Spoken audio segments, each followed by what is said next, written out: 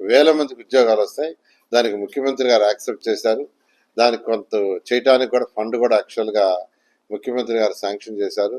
కాబట్టి ఆ ఫ్యాక్టరీకి సంబంధించిన రైతు సోదరులు కానీ ఇలాంటి దానికి సంబంధించిన మెంబర్స్ కానీ వాళ్ళందరూ కూడా ఆ విషయంలో మీరు కోఆపరేట్ చేస్తే అక్కడ ఒక మంచి ప్రాజెక్ట్ తీసుకొస్తాం.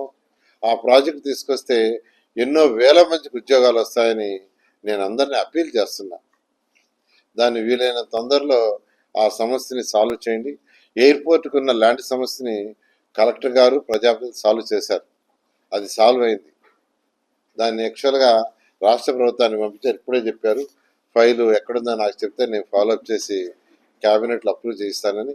ఈ విధంగా నెల్లూరుని ఒక మంచి మోడల్ సిటీగా భారతదేశంలో చేస్తాం. అదేవిధంగా ఆంధ్రప్రదేశ్లో ఉన్న 123 మున్సిపాలిటీస్ని మోడర్నైజ్ చేయడానికి ముఖ్యమంత్రి గారు కేంద్రంతో మాట్లాడి అనేక ఫండ్స్ చేస్తున్నారు. నేను అందరు రిక్వెస్ట్ చేసేది ఒకటే, కొద్దిగా ఓపిక పట్టండి. కొద్దిగా ఓపిక పడితే ప్రతి ఇంటికి ట్యాప్ కనెక్షన్ ఇస్తాం.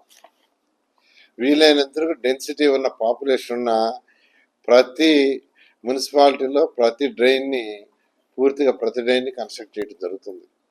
ఈరోజు చాలా డ్రైన్స్ చూస్తే అపార్ట్మెంట్లు కట్టేస్తున్నారు, 6 అంతస్తులు 8 అంతస్తులు, పక్కన కచ్చా డ్రైన్స్ ఉన్నాయి.